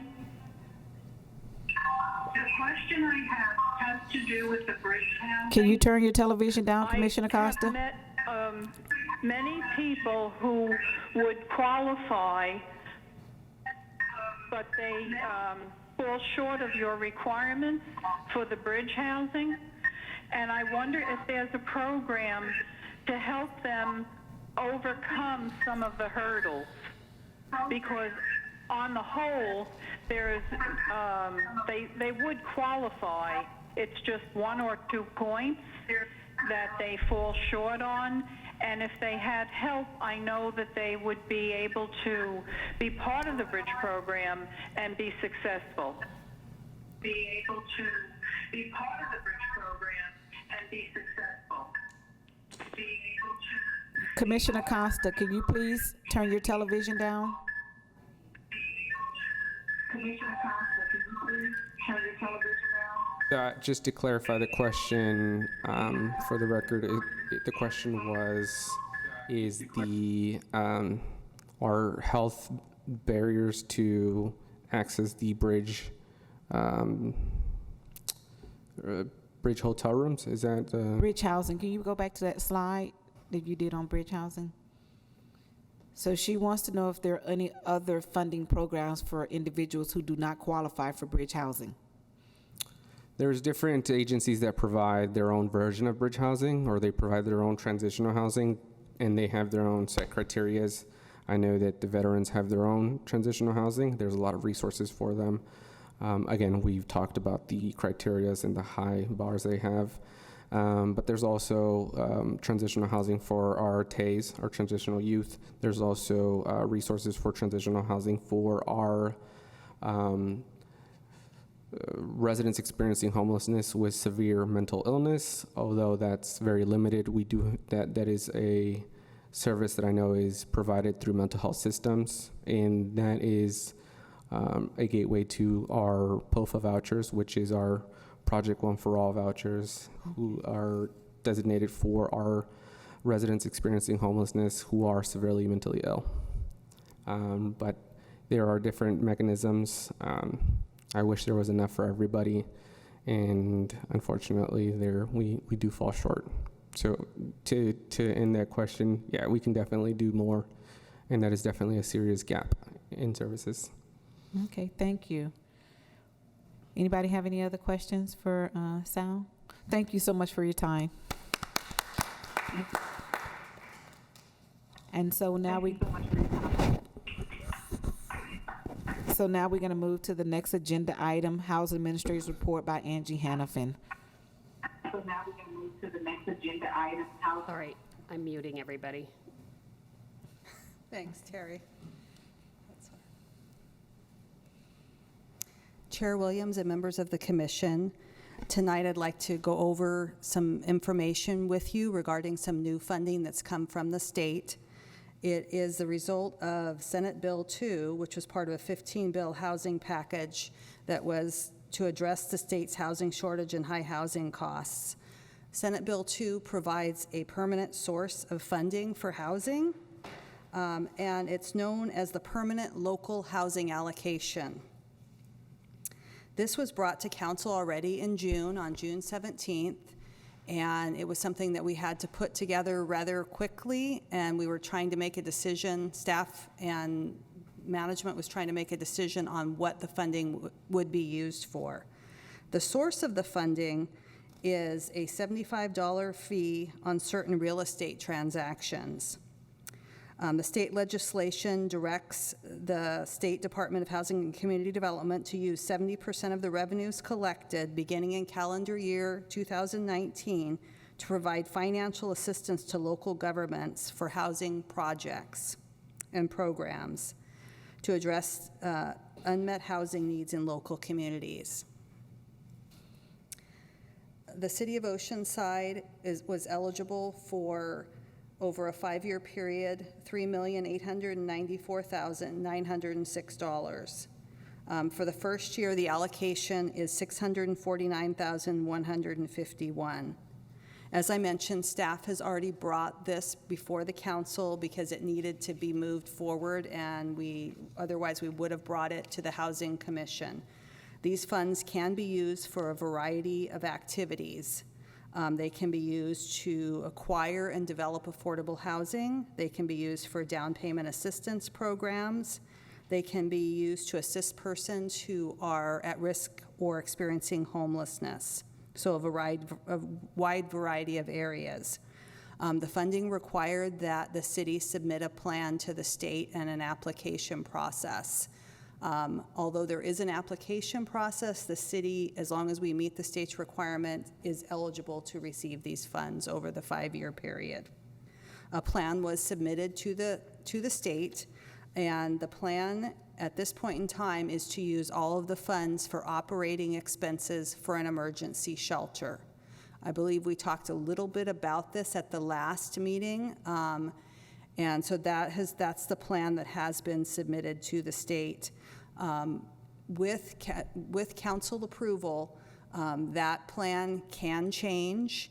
One of the reasons why it was delayed was we weren't quite sure what we were going to use the funds for. It would have been ideal if we had an affordable housing project ready to go and we could use the funds. We do not have such a project. So we had moved forward and submitted a plan to use all of the funds for emergency shelter. So what the most important thing about this is that there's been advocates asking for a permanent source of affordable housing funds or housing funds, and we have that now. So this $75 tax on real estate transactions will be funding this until, for the foreseeable future, it's an ongoing tax. So I'm certain that we will be coming back to you regarding this particular source of funding and the use of the funding for emergency shelter operations. This is an ask for our plan to use it for such, but of course we can't have operations of an emergency shelter until the city actually locates a shelter site or enters into a lease, and so that still is pending. So I wanted to bring you up to date in terms of that source of funding and the city's plan to use that funding. And that concludes my presentation. I'd be happy to answer questions regarding its PLHA or permanent local housing allocation. Thank you so much, Ms. Hannafin. Do we have any questions for Ms. Hannafin at this time regarding her report? I do. Thank you so much, Ms. Hannafin. Do we have any questions for Ms. Hannafin at this time regarding her report? Commissioner Howell? So, at the these funds, are they the replacement of using the in lieu fees that we talked about at the last meeting? What we talked, Commissioner Howell, what we had talked about was a proposal by the city manager, and that has not moved forward, and I don't have an update on that. Okay. A proposal to use the in lieu fees to actually purchase a property for a shelter. Okay. These funds would be used to provide for the operations, which we've estimated to be about, for a 50-bed shelter, about $635,000, $640,000 a year, based on estimates from another shelter in the region. Okay. Okay. Do we have any other questions? Okay, so you're going to move to your next report, which is on the new mainstream vouchers. Thank you, Chair Williams. This should be a quick one. As Sal provided in his presentation, the city was awarded some additional mainstream vouchers. Our first allocation of the mainstream vouchers, which are vouchers for persons with disabilities generally experiencing homelessness, was in 2017. We received 45 vouchers in a competitive award. In 2019, a competitive application, we received in another 34. As part of the CARES Act, HUD just said, since you've been awarded in those past 2 years, we will be giving you new vouchers based on 30% of those awards. So no competitive application. Great, we were awarded in previous years, so you're getting another 24. So easy peasy for me, because those applications are pretty comprehensive. We have to submit letters of support. So we now have a third allocation that will be effective September 1st of another 24 mainstream vouchers for persons with disabilities. So simply that, but I wanted to make you aware of that, that the program's growing a little bit by some additional vouchers. And that concludes my information on the new mainstream vouchers. Thank you. Do we have any questions at this time on the Main Street? Commissioner Cornett? So that makes a total of how many vouchers do we have? Or are those additional ones, everything else has been used? So, all right, that's a little bit complex late in the evening. I'm just kidding. So are you a total number of mainstream or vouchers total? The total number of mainstream vouchers that we have available. So as of September, that we have available right now, I don't have that number. Okay. We have, I actually do not So have we that had number. the additional 24, and then I didn't know what we had left, which is what I was curious about. I don't know. The others were effective, I believe, March 1st, the 34. So I can provide that information. I don't have that at my fingertips. Okay, thank you. Thank you. Do we have any other questions at this time? Thank you so much, Ms. Angie Hannafin. And so now we're going to move to we're going to now move to commissioner reports. So we'll start off with my report. I have my nice little Census 2020 face mask that we have here. Earlier this month, on July 18th, a lot of city staff, some of the Housing Commission members, as well as other local community members and groups and organizations, to include Congressman Levin, as well as the mayor of Oceanside, Councilmember Esther Sanchez. We went out and to promote the Census 2020. So we went out, we did like a caravan, we did a parade going through neighborhoods, honking horns to get the information and get the word out about Census 2020. It is not too late to complete your census form. So if you have any questions, I'm going to take my name tag off for Census 2020. You can go and visit their website, which is my2020census.gov, right here on the name tag. So I just want to plug the 2020 census. If you have not completed your census, please do so. The next thing that I would like to report is the Dr. Martin Luther King Scholarship. I'd like to give an update on that scholarship. As you know, we had the City of Oceanside, we awarded 13 recipients for that scholarship, a total of $41,000. And so it is going to be up on the City of Oceanside website, as well as KOCT.org. It is up on their website. You can go and view. Due to COVID-19, we were not able to honor them like we typically would. So myself and the kids went in the studio at different times using social distancing, and we actually put together a program to be able to honor them still, to congratulate them on winning that award. The next update that I would like to have is the North San Diego County NAACP. On August the 20th, they're going to be doing a candidate forum, a mayoral candidate forum. So I understand that we have 11 people. I didn't check with the city clerk before today's meeting, but the last time I checked, we have 11 people who are currently running for mayor for the city of Oceanside. And so the North San Diego County NAACP will be hosting a forum, and we're inviting all of the candidates to come out.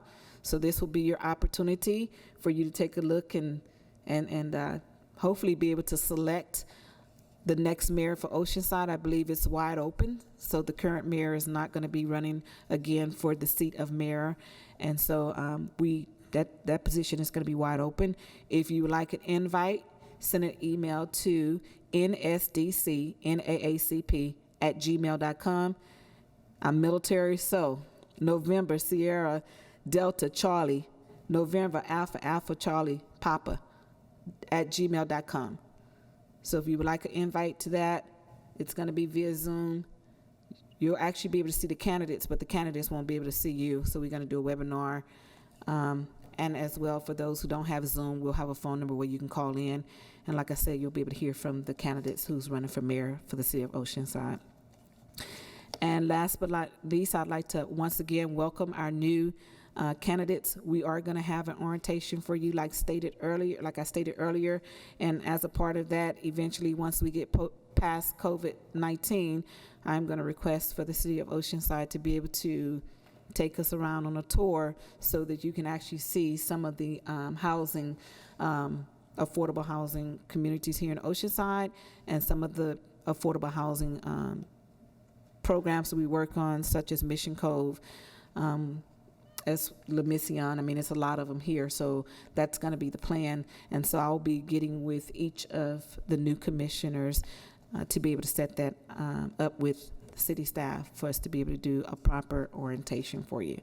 That is all that I have to report at this time. Does anyone have any questions on my report? So we would like to move now to vice chairperson's report. Vice Chair Walshaw. Good evening, everybody. For those commissioners who are new and probably don't know me that well yet, one of the other activities that I participate in Oceanside is I chair an organization called the Oceanside Mobile Home Advisory Committee. And that's 19 mobile home parks. Most of them are seniors. We do have a couple of parks that are families, usually mostly low-income working families. But one of the things that's happening in Oceanside, we have rent control for the mobile home parks, which prevents the park owners from raising the rents underneath the home that the homeowner owns and forcing them out of their own home. What's happening over the years is park owners have found ways around that. And one of the things that's happening right now is the park owners are purchasing homes, and they're doing it in ways like by refusing permission for an heir to move into the home, or refusing to accept rent from someone that inherits the home. There's things that can be done legally about that if the person can afford to hire attorneys, and we work with the local 5 law firms that specialize in that sort of thing, but getting to the individual as it's happening can be a tough sell. But what's happened now is 3 parks have been purchased by a billionaire investment group headed by a gentleman named John Saunders. That's Rancho San Luis Rey, which is one of the largest parks, Mission View West, which is on the corner of Douglas and Mission, and now we understand that Laguna Vista, which is, believe the 2nd largest park, is in escrow. It's rumored to be purchased by Saunders, but we can't confirm that until it becomes public record. But another park, Terrace Gardens, was also bought by an investor. That's Victor Martinez and Associates last year. And as they acquire the homes, as the park owner acquires them, then they are off rent control. And the park owner can rent them out at market rate, which they're doing. The ones at Rancho San Luis Rey that they've acquired are renting for $2,495 a month. If they can convince the homeowner to sign a long-term lease, they are automatically signing away their right to rent control, and by doing so. And just this past week, I believe it was last Friday, Saunders sent out a letter to homeowners at Rancho San Luis Rey offering them cashier's checks in the amount of $25,000 immediately upon signing away their right to rent control in their community. The problem with the leases is, in addition to signing away rent control, they are predatory leases where the rents compound at a high rate. And people who have signed leases like this in other communities, their rents have gone up exponentially over a very short period of time, to the point where many of our homeowners are now facing financial eviction. So I'm just making you aware of it, because if these people lose this housing, that's going to be another addition to our homeless population, and it's going to be a huge problem. We're trying to direct them to the attorneys who can help them. And one of the things that's happening is a couple of political PACs that also have organizations are directing them away from that help. They take down our flyers, they do everything they can to suppress the information. So if you know anyone who lives in these communities and they need assistance, we do have attorneys who are already assisting these homeowners and are willing to help them. So please have them contact us, and we'll do everything we can to help. Thank you. Thank you, Commissioner Vice Chair Walshaw. Commissioner Gloss, do you have a report at this time? Do you have anything to report at this time? Okay, thank you so much. Commissioner Cornett. Nothing, thank you. Thank you. Commissioner Howell? Good time? No. Okay. And so we do have Commissioner Costa. Do you have anything to report at this time?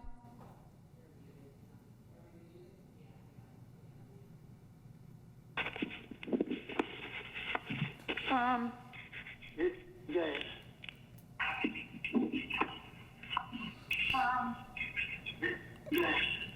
Commissioner Costa, do you have anything to report at this time? I don't have, no, thank you. Thank you. Commissioner Whip, do you have anything to report at this time? No taking that at this moment. Thank you so much. And so we do have 3 new commissioners, as stated earlier today. I just want to give them an opportunity to kind of introduce themselves to us. And we have Sherry Schott on the phone. Yes. If she would like to just kind of introduce herself to the commission. Sherry? Hi, my name is, can you hear me? Yes. Thank you. I'm glad to be part of this committee and commission.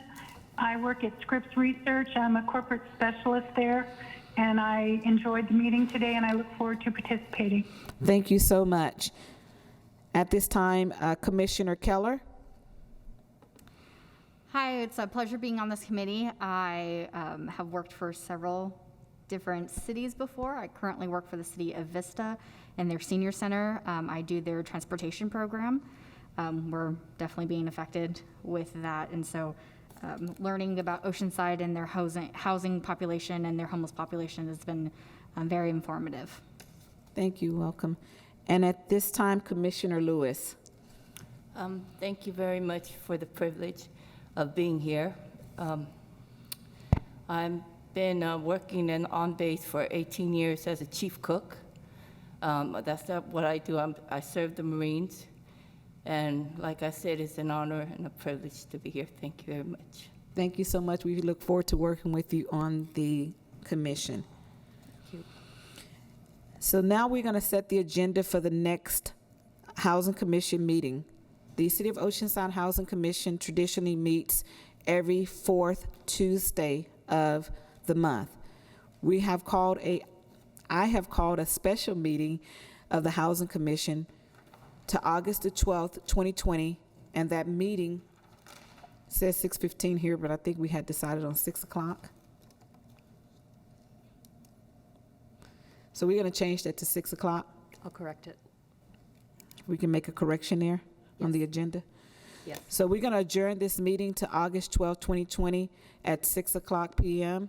So if everyone could put that on the agenda. We have some items that we need to discuss and get approved before the next city council meeting of August the 19th. And so if you could, please put that on your agenda so that we can have a quorum for August the 12th, 2020 at 6 o'clock p.m. And at this time, I'd like to adjourn tonight's meeting. Meeting adjourned.